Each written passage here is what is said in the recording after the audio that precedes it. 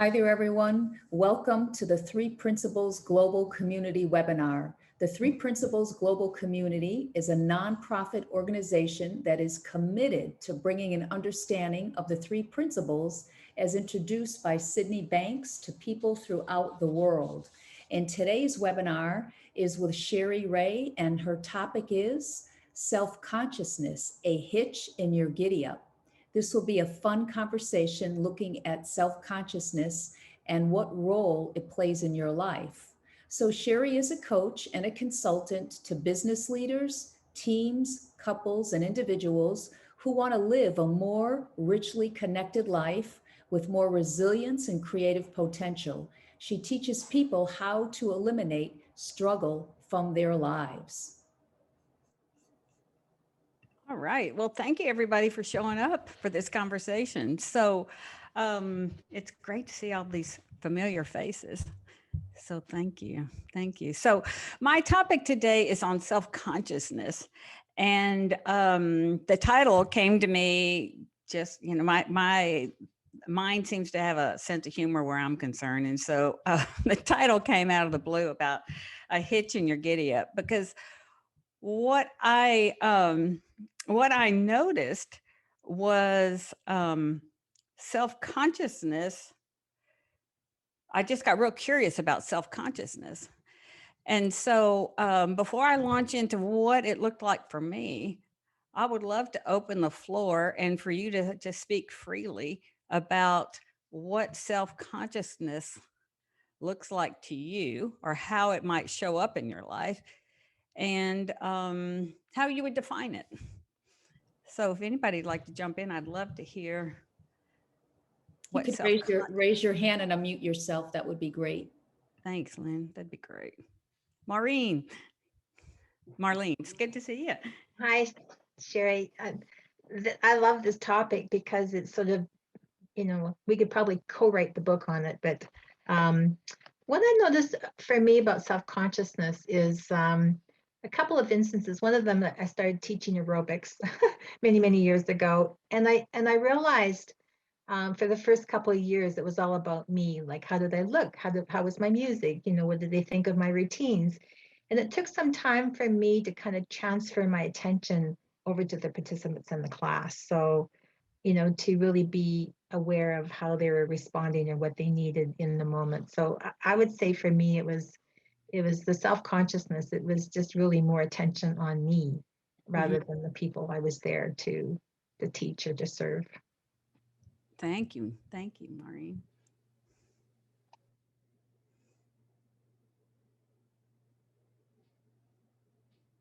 Ellen has her hand up. Hi, Sharon. Hi, everyone.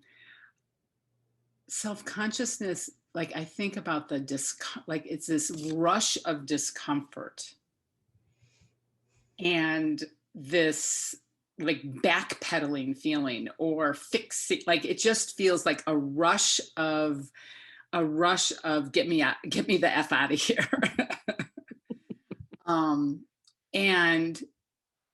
And then followed by like a need to sometimes explain or justify or correct or update, not for myself, but for others. So I had a very, very recent intense experience in a very large public setting. Yes, just yesterday. Some of you were probably there. And I just also want to say, like, I saw how captivating it was to get in it and to go over it. And I was like, well, I know what's going to happen if I do that. I know I'm going to feel worse.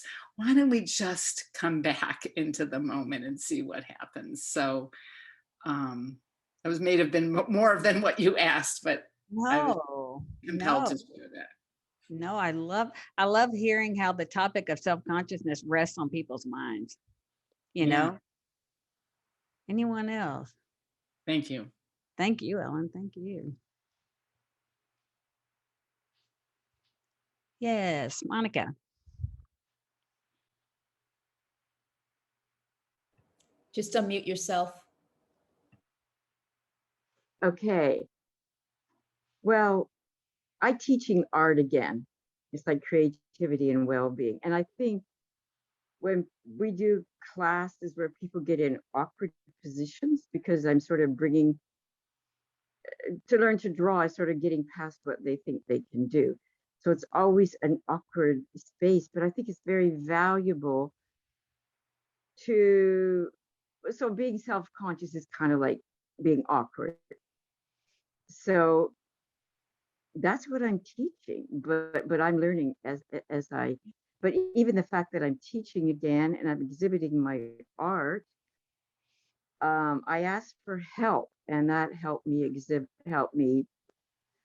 get over the hurdle of, but it's really good for me to, I don't know, but listening to everyone sort of encourages me, all these Absolutely. webinars to be aware and that it's okay to be self-conscious, but we all hinder ourselves by not jumping over that hurdle to have a new experience, even if it's goofy and like Ellen, or I think that's, even if it's kind of awkward, I think that's even getting used to feeling awkward, and not make, it's that having that experience sort of and not being afraid of it. Yeah. Anyways, thanks for letting me talk. Thank you. Thank you. So that was, oh, please, Kinneret, I'm not sure I can say your name right. That's all right. Kinneret. Kinneret, thank you. Yeah. I can see that it comes up. A friend of mine asked me to sort of conduct a funeral service. And I've not done that before. And it's for her. And immediately I noticed that, I can't do this. There's no way, blah, blah, blah, blah, and I just, so it's like all these voices that come up about what I can't do, what's out of my scope, on and on. I ended up saying, sure, sure, I'll do it. But I, was all this, oh my God, I'm not this, I'm not that. Yeah. And I also do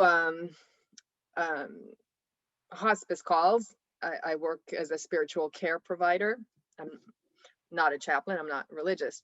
But sometimes I make phone calls and again, I have nerves coming up about, I'm not going to know what to say and I'm not going to know what to do. And, so it just basically makes, if I pay attention to that, it makes my life experience much more contracted and nervous and disturbed.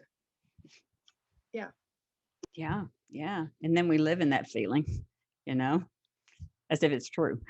So that what came to me just via an insight was that self-consciousness for me was, I just saw that self-consciousness for me was me having a lot of me on my mind. And then I kind of laughed as I was about to get on this call. I said, here I am getting self-conscious about having a conversation about having a lot of me on my mind. So it was like a double down, which was kind of hilarious.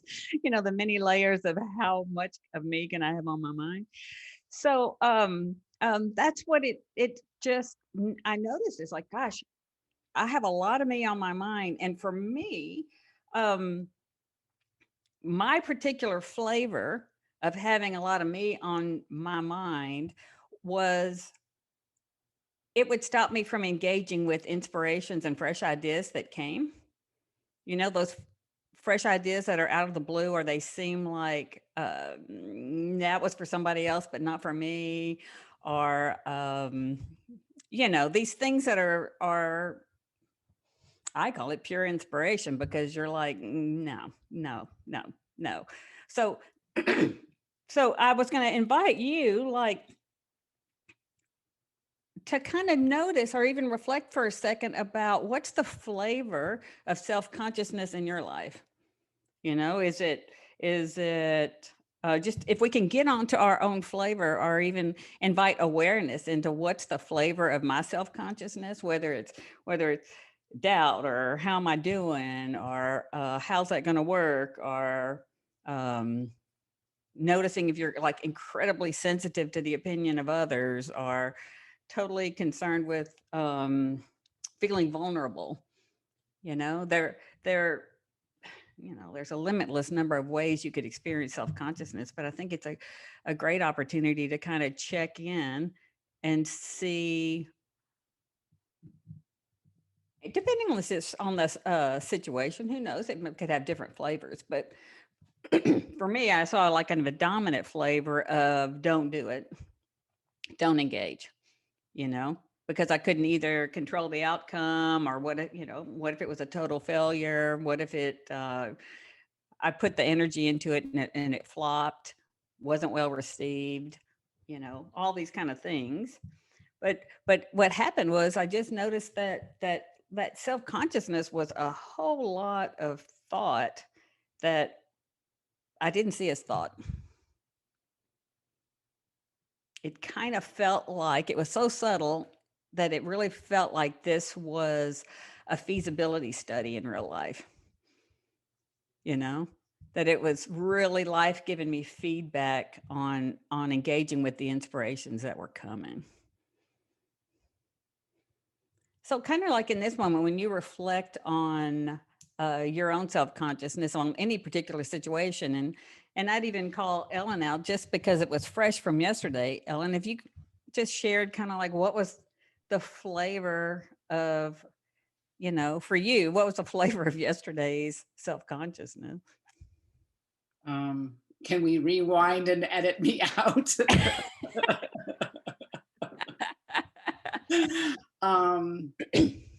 Well, I'm sitting here reflecting on kind of my journey of self-consciousness and how helpful this understanding has been. And I'm really seeing all the times that I just see my personal mind doing its thing so masterfully. And when I see it as that, I kind of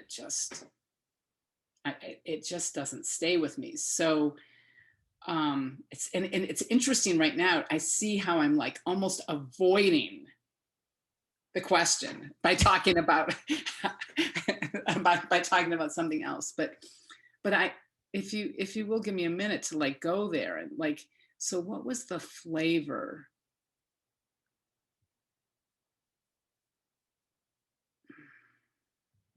of discomfort?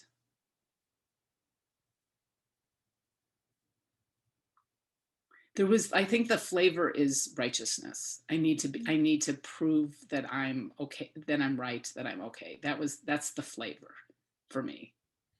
I'm okay. I need to know that for me, and I need to let the world know that I was right, or and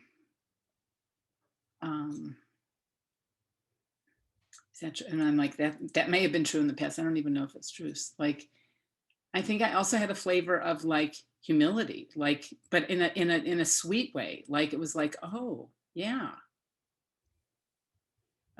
like me too. Thank you for that. Thank you for that. And I think in the kind of just reflecting and checking on the flavor of it is like inviting awareness in there to where it can be really a support to who you are, versus kind of, to me, like a silent discourager. Mm-hmm. Something that would take you out of the game or keep you from engaging in the nature of life, which is pure potential and pure possibility. I would say I'm Neapolitan. I can go in, or like I could have a cross flake. Like I felt like, oh, I'm never going to show, like I had that, like, oh, never speak up again. And I also had that, no, speak up and show something else about who you are. Like I was just witnessing that, like this extreme. And I was just like, wow, you are so clever at how you, you know, which is so much nicer than, like, I don't know, my self-criticism has really reduced, and I just get like really more humored by what I'm doing. That's a good point. I think you can get more humored by what your mind is up to. Yeah. And that's this part about like really being more aware about I just say the cleverness of our personal thinking and how many ways it can get us to take the bait and hook us. And we don't even see it happening. And all the while it's so innocent to take the bait, all the while it at least from what I look at with self-consciousness in my world always has limitation attached to it. Totally.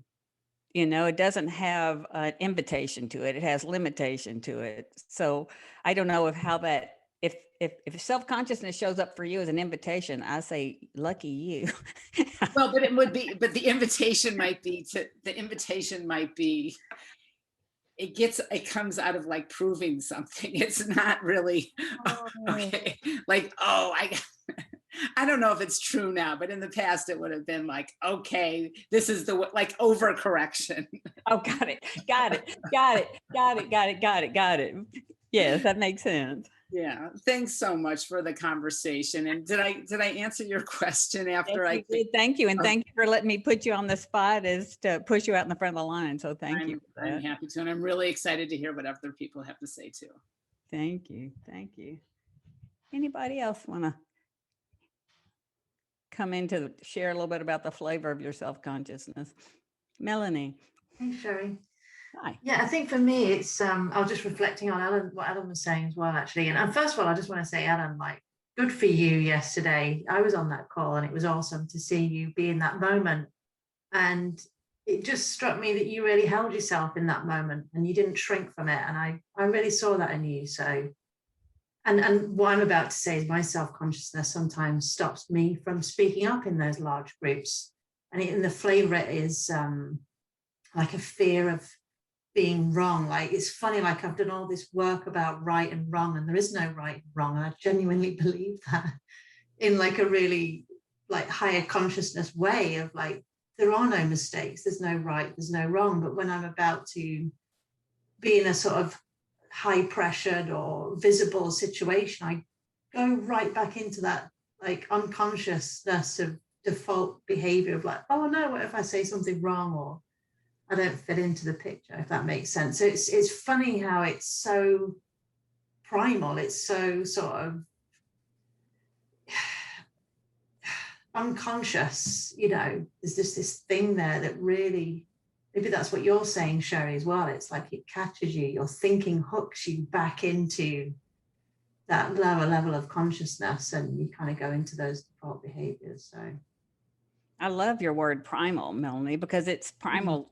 Even to me, just suggests such an innocence, you know, not a fault or not something that needs to be corrected. It's just seeing it, you know, just opening to it or opening your eyes to it. But that the primal nature of what you said too about, or at least what I think I heard was like, anytime that we're, you know,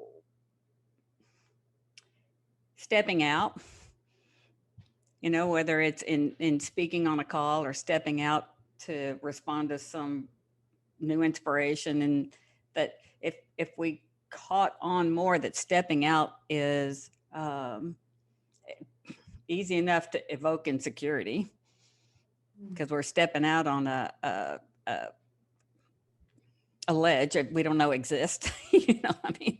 So we're stepping out, and if we get more aware, more comfortable that insecurity is just part of stepping out beyond what's known or familiar, then maybe that assuages some of that primal instinct to retract. Yeah. Kind of like, I always like that visual of a turtle head, you know what I mean? Like coast has to be so clear for a turtle to poke its head out. And then if it's the slightest little rumble of something, you know, so then to me that that's equivalent to like the slightest little bit of insecure thinking or doubt that seems real. It all goes back in the shell and rethinks it for a good long while before it comes back out. But do you think it's that like push and pull between like being a human and the natural traits of a human, right? And being spiritual and seeing a bigger picture, particularly in this community, right? We see our experience, we have an awareness, we have a consciousness. And I think I get a little bit intolerant of my humanness sometimes, like, why am I still having a really bad day or not raising my hand or falling foul of the human experience when I can see it, what it is? So there's something in that impatience sometimes I experience with that. Oh, totally. Totally. That, somehow I got in that line thinking, the more I know, the less I'll have to experience, humanness. and then I was gravely disappointed when I didn't get a hall pass for, the human part of it. It was like, oh no, it just comes on double at that point. So no, it makes perfect sense to me. Perfect sense to me. Anybody else want to share about their? I'll chime in. Hey, Stephen. Yeah, I've been stricken with that malady of self-consciousness myself. I have been in settings where I knew that it was competent. I knew that it had something to say, but would be hit by this notion that somehow I would not be able to say it well, that others might judge me. And I mean, to the point where I would almost lose. I remember wanting to ask a speaker a question, and it was like I was losing my breath, and I could not even complete my sentence because of the self-consciousness. It wasn't because I was incompetent, it's just that I had this notion, this feeling that somehow I wasn't good enough. So yeah, I have had that. Yep. That's a great flavor to get on to.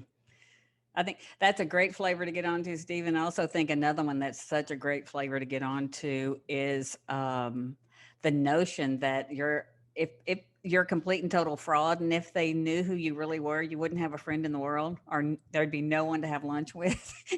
I think that one is so funny, where somehow the more you kind of relax, the more you think you know nothing and you're a complete fraud. But that's another, to me, flavor of self-consciousness that seems to be pretty prevalent across the board, and it seems real. It seems so real. Yeah. Anybody else? Lindy Lou.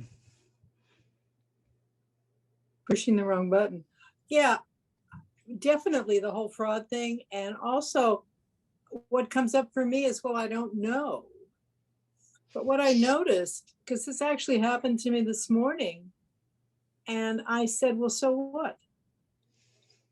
I mean, I was just flabbergasted. And I started criticizing myself, and I said, well, that all sounds so familiar. I thought it was a big gift, and so that's how it comes up for me. Well, I don't know. I don't know what to do. I don't know, I just don't know the next step. Mm-hmm. Mm-hmm. And well, I mean, yeah. And the humor, I'm starting to laugh at myself, not like in a derogatory way, but the human part, just think it's funny, as opposed to, oh my God. But I think advancing age is very helpful in that sense, because I've run into it before. But what could happen to me if I didn't know? I could find out. Yeah. I love that. I think that the notion of advancing age is kind of could be the antidote to self-consciousness, in the sense of like, well, if not now, when? My clock might be ticking. So maybe I can just get over myself or get over my thinking about this and do it. So I think I love your quote, advancing age. So, which is happening to us at any age, but it's not exactly have to have a number associated with it. Yes. And thank you for inviting me. Sorry. Thank you for inviting me. This is just a total treat. Oh, thank you, Linda. Thanks for coming. Yes. I noticed definitely a flavor of, you know, if it worked, if I make a mistake, but I haven't been sensitive enough. I said something and someone hurt, you know, or took it personally, you know, whether as a coach or as a spiritual care provider at hospice, or I asked the question that they are not comfortable speaking about, and they let me know. I notice immediately I have a, you know, this thing, oh, you're such a novice, you know, you've got so much to learn. Gosh, your skills are like terrible. I mean, you know, it just, you know, that's where it goes. How could you be this insensitive? So No, that's great. And I think even the like even reflecting on this is self-consciousness on my part, but you think about the hot topics of death, you know what I mean? And all that you could say wrong around that, or all you could say wrong about so many things, but how some topics seem to be a hot topic and we don't have the words or even know how to talk about it. Or I might ask something, you know, and say the word death, and the person might just have such a big reaction. I don't want to talk about that. And then, of course, there's couldn't you find another way of saying it? Could you? Yes. Oh, that's beautiful. That's beautiful. So I was thinking like, how to in the, you know, so often we go, okay, well, give me a how, give me a how, give me a how. And especially in this, in this understanding, the how in my mind is in engaging, you know, and in what I say by engaging is like just taking the next easiest, simplest, obvious step. And most of the time we do the next easiest, simplest, obvious step without thinking about it. And then our mind makes up we haven't done anything, you know, but you did move. You know, you were moving, you were responding to life, but the mind doesn't take it as a legitimate action on your part. So that's kind of like when I think about the how, it's another piece is, I think self-consciousness a lot of times has you looking at the finished product or the end game or the destination, and you miss the middle part. You know, there's this big juicy middle part of engaging, responding, engaging, responding, engaging, responding, in that, which what I like to think of as like an agenda-less gap, where you may not have a strong agenda, you don't know what your next steps are, but with this understanding is like you engage and something comes, you engage and something comes, you engage and something comes. But too often in our self-consciousness, we'll park on the sidelines in our self-consciousness and think about it a little bit more, thinking we can think through to the end product. And then when I think it through, I'll get to the end product and then I'll take action. Well, all of that is basically writing a fiction novel. You know, it's all fiction. It's all made up. There's nothing really real at all in that, other than enlisting your thinking to create a story of possibility. Because in real time, it happens differently. In real time, something very fresh could occur to you that wasn't on your, you know, wasn't even in the scope of what I'll say your conditioned mind had in the realm of possibility. But in this understanding, we know that mind is of service to us at all times. There's a higher intelligence in service to us at all times. And to me, that shows up in real time by engaging, by taking some sort of action to be able to get real information on how to follow. You know, what's the next step? Otherwise, it's made up. Otherwise, we do a lot of, to me, sitting the bench, waiting for conditions to be right to engage with anything. How does that sound to you? Does that sound real and true? Does it sound ridiculous? Thanks, Ellen. Does it sound- Hi, can I Hi. speak?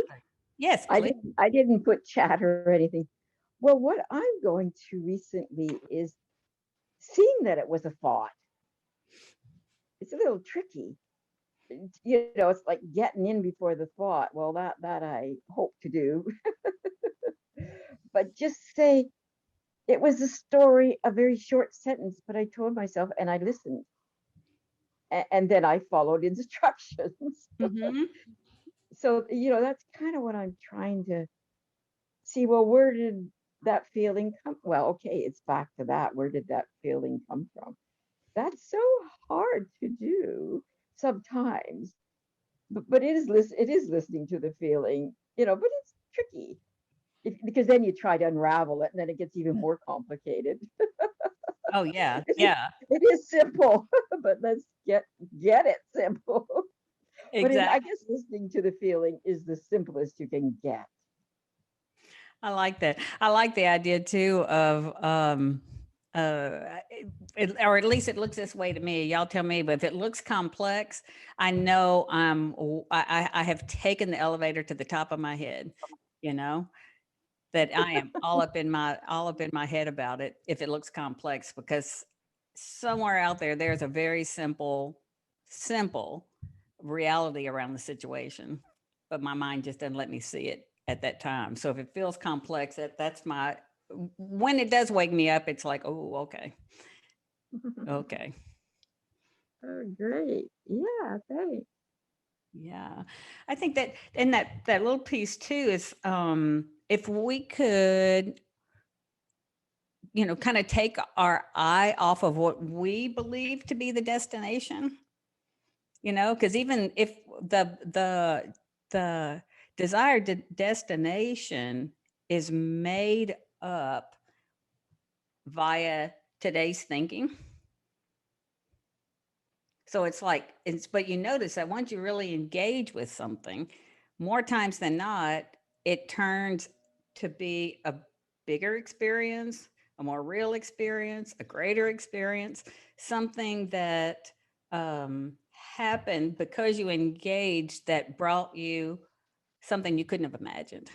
Mhm. You know, there might have been a richness feeling, a connection to it. Who knows? But in the engagement, it's great to have a target. But I say in that place of like you might have a target as a starting place, but to fall in love with the process of playing with this target and leaving it open for what's, you know, we'll leave it open for, I like that idea of this or something better, you know, just to leave it open, because if I've got a pin in the map, that's what I'm using, what I know to, what I believe to be possible to me. And we know that in this understanding that there's so much more possible to us than what our mind can conceive. So engage with the inspiration, start, but also keep the door open for something even a better fit for you to happen. And it might make the ride a little smoother because you'll fall in love with the process of engaging. And what I love about the falling in love with the process of engaging versus the outcome, which tends to generate all that thinking about how am I doing and how's it going to work out and how am I going to look, the self-consciousness of it, that if you fall in love with the process of engaging, you can be happy at any moment. You're not happy only if it worked out how you made up it needed to work out. So you can find that place, that center in your peace and joy and whatever you want to call it. It's like I could enjoy this whole ride versus just waiting until I get things, you know, right to get what my mind thinks is available to me. listening to George on Discovery, I think he experienced and then he spoke to the process. I really like you saying process. One day he spoke about free will. And I'm sitting there thinking, there's a lot of thinking going on about this. But I didn't say anything. But then I was in a group and George was in the group. And I said, well, isn't free will like, you react and then you pause and then you reflect, like there's a choice. And then I put on one of Sid's tapes, and that's exactly what he said. There's a choice. But the last meeting, George apologizing for bullshitting. But he was in the process of discovering that he had bullshitted. And I saw his bullshit, but I didn't say anything because he's George. But I kind of thought we're really struggling here. Like it's a lot of work to figure out what. Anyways, then he told a wonderful story about being called to work with hyperactive children. This is early in his development. And they were really hyper. You went in, it was like so noisy, and he couldn't teach. But then he went home and he reflected that they wouldn't listen to bullshit. Like he pulled it in, like his own experience of bullshit, him bullshitting, and then these students teaching him. So he had to go to heartfelt feeling, is what, because he noticed really sometimes they were quiet. So he had to study this, he had to process. And then as he reflected and processed, he went in again and he took a mentor, and the mentor says, we can't do anything here. It's just noise. But George, I don't know what he spoke about, but he observed that they would quiet if he wasn't bullshitting. So that was low. I had a real huge learning from him being honest. Oh yeah. Oh yeah. Yeah. I mean, and that's one of the things that I admire so much about George is that he's a great teacher of me of how you can live with so little of yourself on your mind and just show up and be real. He really shows up and he's himself, and he, from the outside, I don't know what's going on the inside, but on the outside, he just doesn't look like he has a lot of him on his mind. And I find that very inspiring. You know? Anybody else have anything you'd like to share? Cherie, can I ask you, who's George?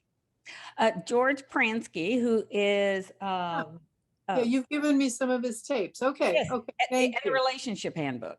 Yes. Okay. Thanks, Angel. You're welcome. I'm listening to myself here throughout from the very beginning. I've been so self-conscious, wanting to put up my hand and then putting it back down. And I'm thinking, oh my goodness, this is so interesting that we're dealing with this subject. And for me, it happens a lot of times and it results in withholds. But very interesting, Cherie, that you talk about this outcome that is created by the mind, this desired outcome that then one doesn't even take the first step. Because I'm thinking of a small place where it shows up, like right now in my country, in my community, people are really struggling as there's a lot happening here and lots of losses, etc. And just I'm finding that out of self-consciousness, I'm not reaching out to these friends because I'm thinking, what if I say the wrong thing? Already I have an outcome intended and it stops me from reaching out. But in those moments where I've picked up the phone and reached out to a person, I mean, the truth is, whatever will emerge in the time that we engage. But when I've thought it through too much, then I end up not engaging at all. So it's a very interesting and even great suggestion for me, because I'm thinking, actually, just take that first initial step, acknowledge it when you take it, and see what comes up.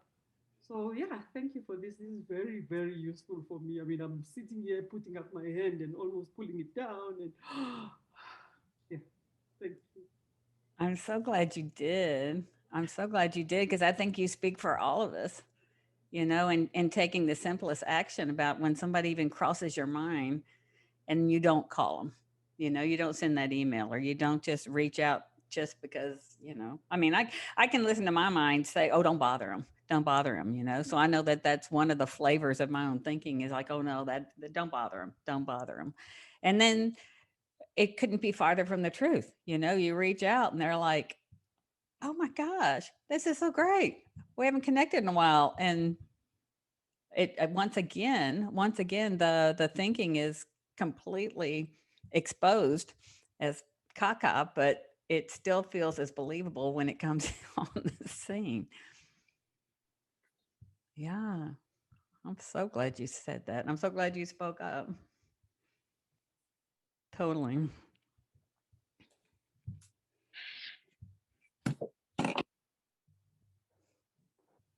Anybody else have anything that's come to mind on this? Just the self-consciousness, just the role it plays in your life, that it doesn't look like thinking, you know? It looks like life giving you feedback.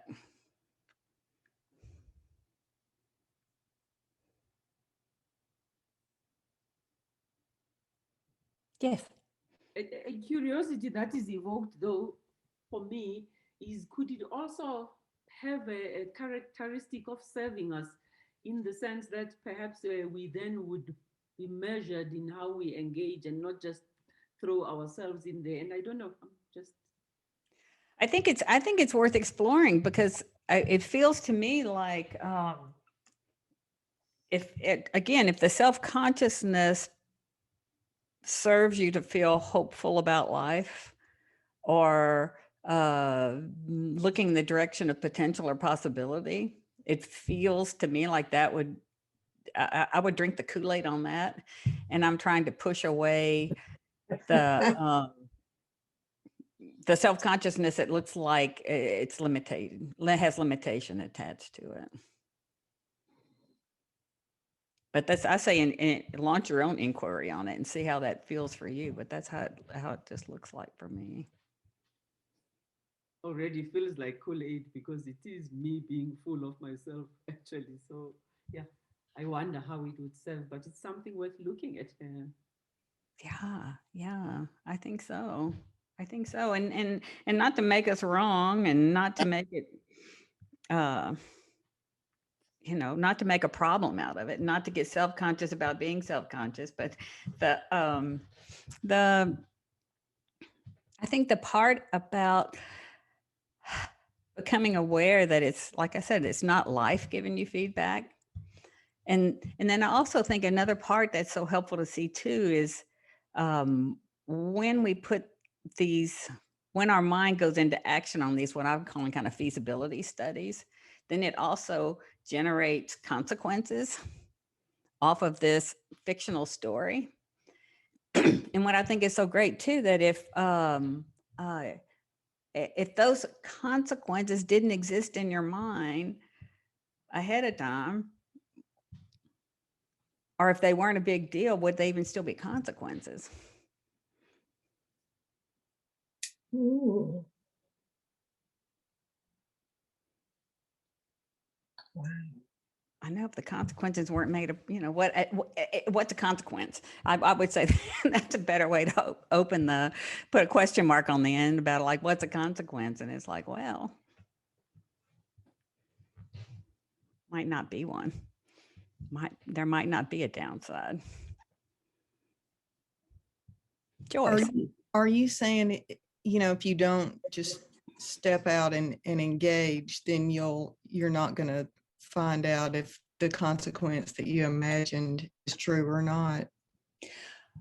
Well, yeah, absolutely. And then also the notion that, here's another piece of it, the notion you couldn't survive the consequence or thrive in that consequence, that if that looks predetermined, that's made up too.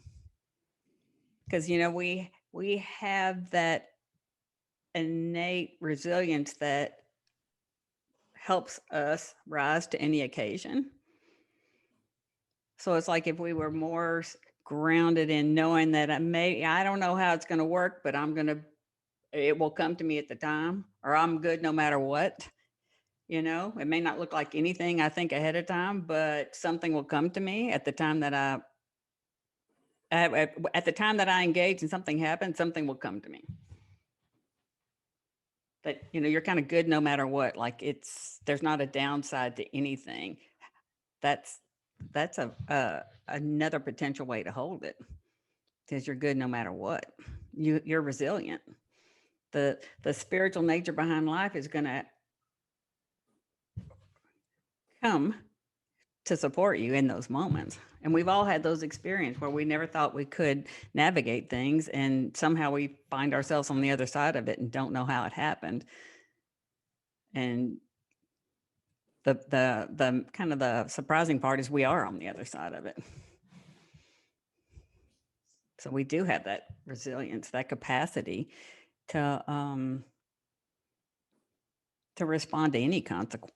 I put consequence in air quotes because, you know, sometimes it gets put as a good or a bad thing, but it might just be a thing.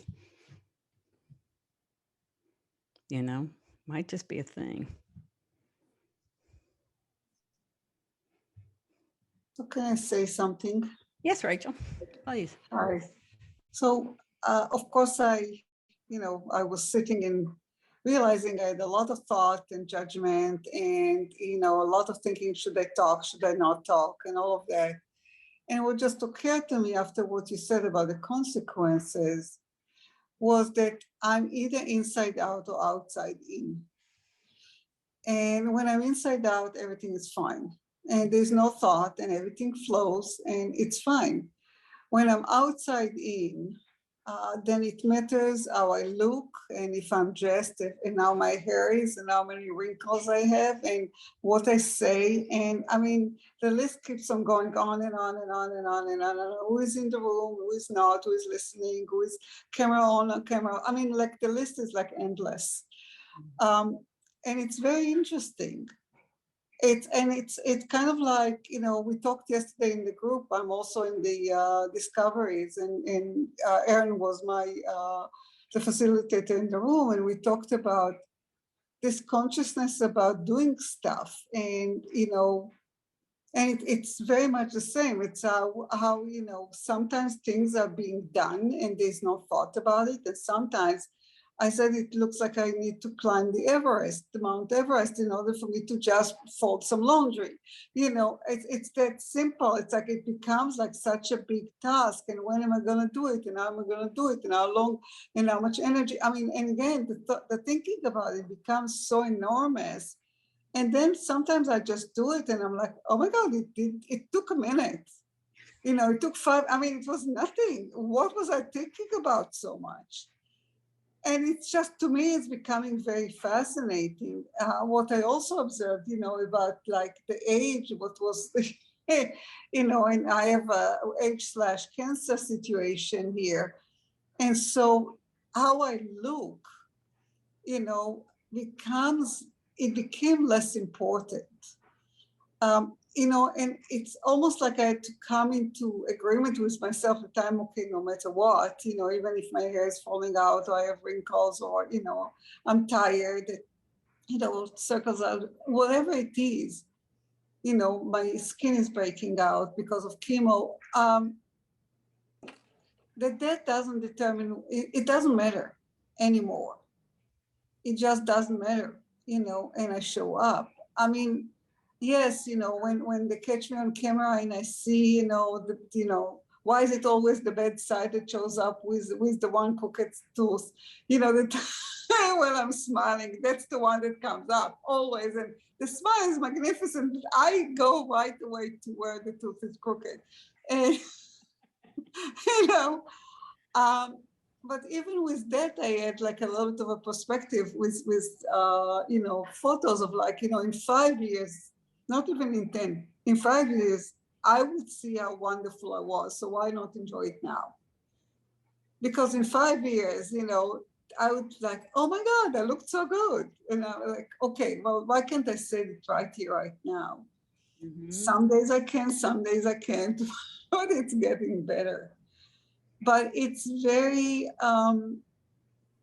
it's part of our human experience. And I know that in the past it had some significance.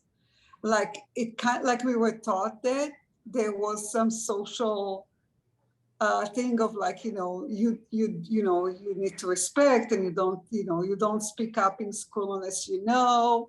And we were ashamed, and I'm sure most of us my age and older were ashamed for not saying the right thing and answering the right, answer in school. And so it's a learned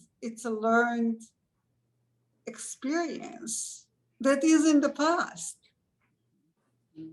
That is totally in the past, but it's so like when you said about the flavors, I'm like, well, let's say all of the above plus.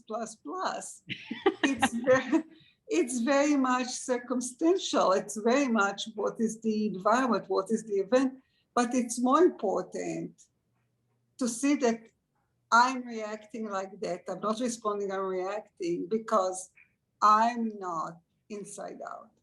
I'm tired, I'm upset, I'm, hungry, whatever it is, that I'm not in my center. I'm not in the true self, like connected to my true self. And so the old self, like what I like to call it, the old Rachel shows up, and it's not pretty. It can be really challenging for everyone, me included. Yeah.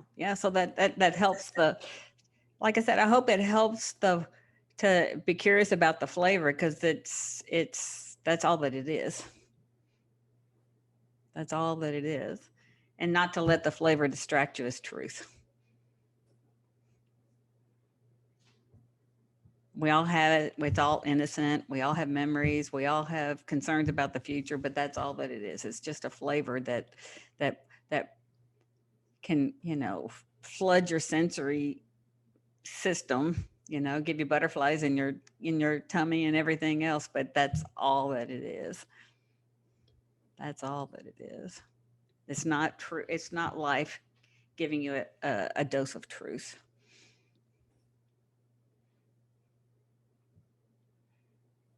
Cherie, I just had this thought. I don't know if I'm muted or not. When you were talking, Rachel, it just filled me with such joy, and I remembered myself, some of your descriptions, but as a young child in Catholic school, you could never turn your back on the nuns. So when you walked out of the classroom, you had to turn around and back out. And I used to think that was just, wow. But listening to you about yourself, it just filled me with joy. I don't know what I just did, Thank you, Linda. You're welcome. Thank you. So, the notion of waking up to your self-consciousness, if it's a hitch in your giddy-up, meaning is it inhibiting your engagement with life? Is it stopping you from following inspirations? Are you allowing a lot of second, third, and fourth thoughts to be considered before you take an easy, simple next step in the direction of something? That was my whole intention of this conversation, of just hopefully shining a light on self-consciousness as another way of life limiting thought that looks, because it's been with us all our life probably, that tends to resemble truth versus just something we've carried as true for ourselves. So thank you all for coming. Thank you all for making time in your schedule and for participating in this conversation, and for the 3PGC that makes these an abundance of information available.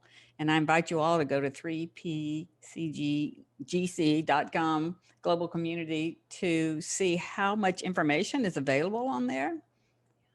It's a depth of information. I don't know how long it would take you to go through all the information on that site, but there's a lot of information on that site.